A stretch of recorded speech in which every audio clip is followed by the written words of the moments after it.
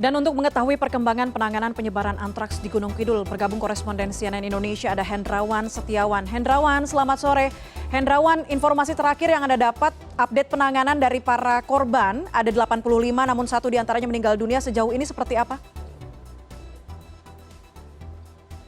Informasi terakhir yang kami peroleh beberapa jam lalu dari hasil rapat sejumlah pihak yang dilakukan di Pemkab Gunung Kidul menyatakan bahwa satu orang memang benar meninggal positif antraks, sementara ada dua orang lainnya yang ikut meninggal namun dengan diagnosis yang dinyatakan berbeda.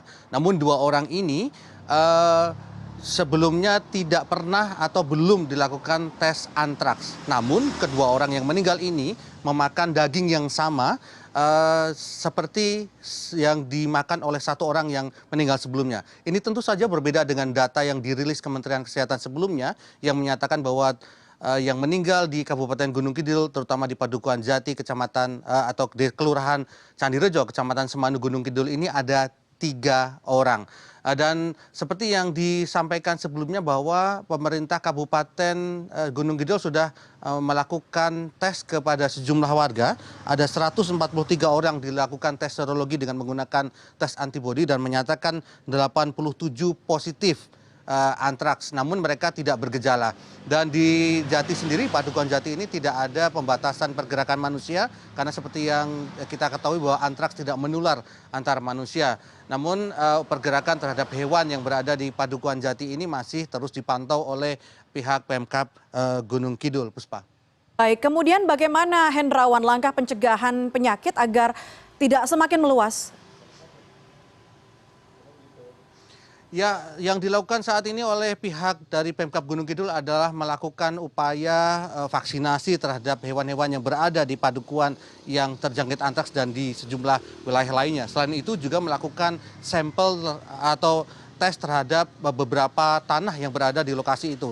Karena yang menarik lagi dari kasus yang terjadi kali ini adalah bahwa semua sampel yang dilakukan tes di Balai Besar Veteriner Yogyakarta ini tidak ada satupun darah maupun daging maupun bagian tubuh lain yang berasal dari 6 sapi dan 6 kambing yang meninggal atau yang maksudnya mati karena antraks. Namun yang diambil sampelnya adalah tanah.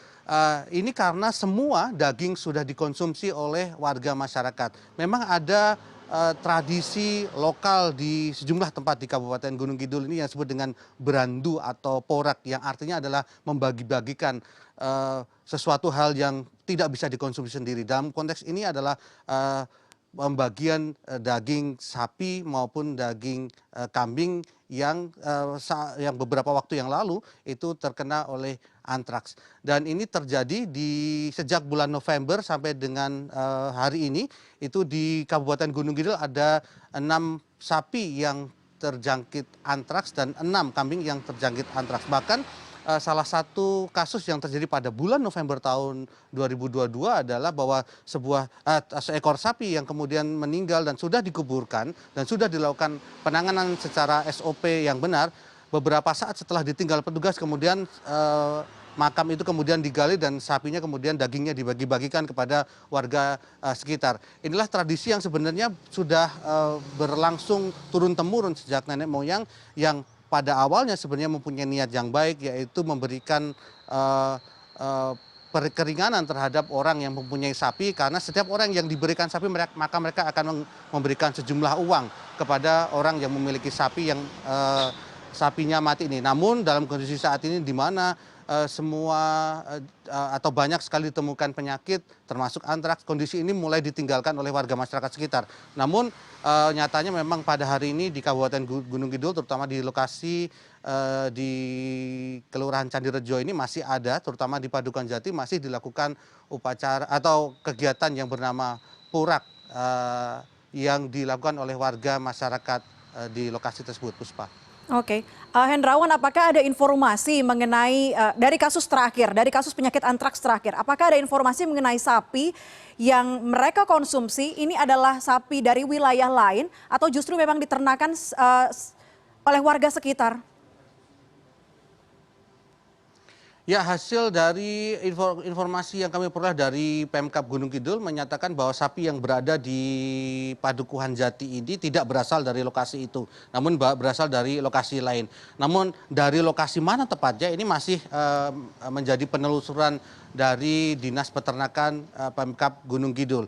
Namun yang bisa dipastikan atau yang saat ini sedang diupayakan oleh Pemkab ada dua setidaknya. Yang pertama adalah membatasi pergerakan sapi dari dan ke Padukuhan ini di Padukuhan Jati di Kelurahan Candirejo ini.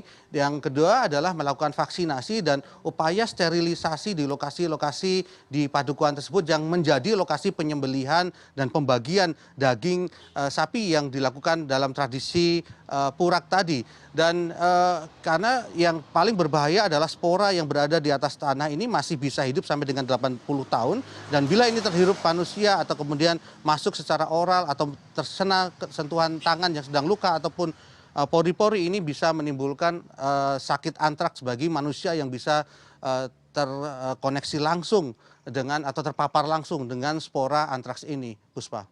Oke, untuk meminimalisir korban akibat penyakit antraks dari wilayah Kabupaten Gunung Kidul, apakah ada koordinasi bersama dengan Pemkab, kemudian juga wilayah Yogyakarta ataupun Jawa Tengah, supaya bisa itu tadi meminimalisir korban?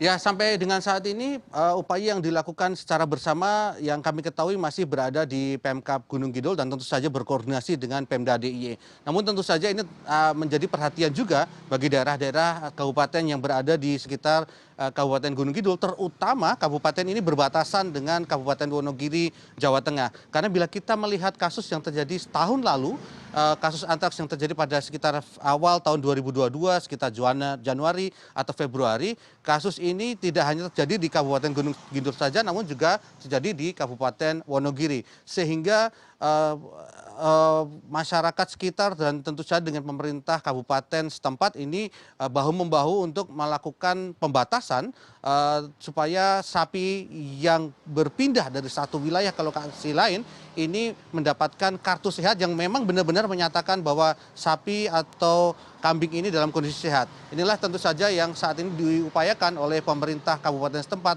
maupun Pemda DIY dan tentu saja berkoordinasi dengan pemerintah Provinsi Jawa Tengah, Puspa. Baik, untuk sementara terima kasih laporan Anda Hendrawan Setiawan, koresponden CNN Indonesia melaporkan dari Gunung Kidul, Daerah Istimewa Yogyakarta.